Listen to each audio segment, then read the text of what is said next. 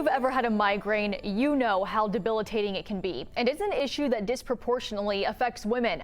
I spoke to women's health expert and founder of Miss Medicine, Dr. Lisa Larkin, about an important conversation you should have with your doctors.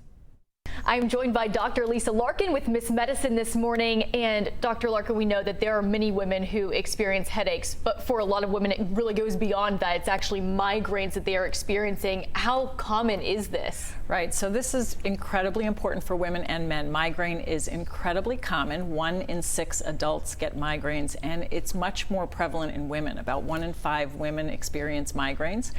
Many women, young reproductive age women, have lots of headaches that they don't believe or understand are migraines, and so they go undiagnosed and untreated for many years, and that has huge impact on women's health. Yeah, I think that's something I have experienced personally in my life, and I know some friends have as well. So what all is it that causes these migraines?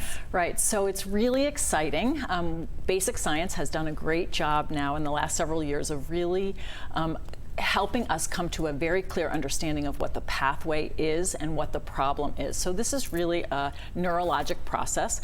There's something called the trigeminal neurologic system, TGVS, trigeminal vascular system, and there's a molecule now that's been identified called CGRP. So it's calcitonin gene-related peptide. It's a small molecule which we know is released once the trigger happens for the migraine, and that's the molecule that results in the severe pain and the symptoms that individuals get, and that's led to great new drug and therapeutic intervention. Well, that is the good news in all of this. I know you touched on it a little bit, but why is it really that more women are experiencing migraines than men? So I didn't touch enough on that. So clearly a discrepancy in men versus women in terms of prevalence, and really we know, and one of the things that if you talk to women who are getting headaches, they'll start to tell you, even if they don't identify them as migraines, is that there is a pattern that relates to their menstrual cycle, because we know that hormones and hormone changes have a huge impact on leading to the development of migraine and the triggers. So are there times, I'm going along with that, are there times in a woman's life when it is more common? Are you seeing this more often in younger women? Yes, so it happens across the reproductive,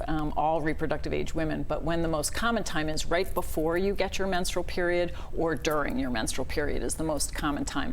And that's one of the good things that we can use oral contraceptives and some other things to help mitigate migraine by helping even out those hormone changes. So that's one of the things that we talk to women about who come in for contraception advice and they're having headaches at the same time as an approach to their migraine management. And for people who haven't experienced, the people who have, they know that the migraines can be debilitating. I mean, you want to stay in bed the entire day. So you've been talking about some of this research and that there are some new treatment options as well, which is certainly exciting for the people who are experiencing them. What can you tell us about that? So for many, many years, the class of drugs that people were using were called triptans, and there's several of them, and they are effective, although they can't be used in certain groups of people, and they have side effects in some.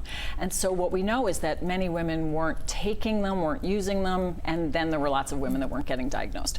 Now with our new understanding of this pathway and identification of this CGRP, we've been able to develop drugs that specifically block the CGRP release or the activation and the downstream effects of it. And these are highly specific drugs that are very well tolerated and very safe, and really has, in my patients in practice, have really revolutionized migraine care. It's really been a game changer and something that's very exciting. And I would just encourage women that if you're having headaches, one of the key things is if you are not having them diagnosed as migraines and you're not getting migraine-specific therapy, frequent repeated headaches can lead to the development of chronic migraine, which then really is even a bigger problem, and we talk about doing preventative therapy. And the good news is, in the same space, there's now preventative CGRP drugs which we can use, which have been a game changer. That's incredible. You touched on it a little bit with the repeated headaches. I guess my last question would be, when is the point that you recommend women reach out for getting this treatment? Right. So there's a range in terms of the number of headaches that you would have per month, but a lot of it depends on, again, the disability with each headache, right? So many women will have more frequent, but they're pretty mild. You know, you described staying home in bed and, you know, missing a day of work or missing your kids' activities. When they're very severe and they're impacting your quality of life, we start to talk about preventative medications even when you're having less of them a month. I would say typically the number we think of is if you're having 6 headaches a month, we talk about preventative strategies, but certainly if they're very impactful, we will start discussing that at lower numbers. Such important information and also exciting at the same time to Really hear about exciting, those treatments. right. Dr. Lisa Larkin, thank you so much for being with us this morning. Thank you. Always a pleasure. Thank you for having me. Thank you.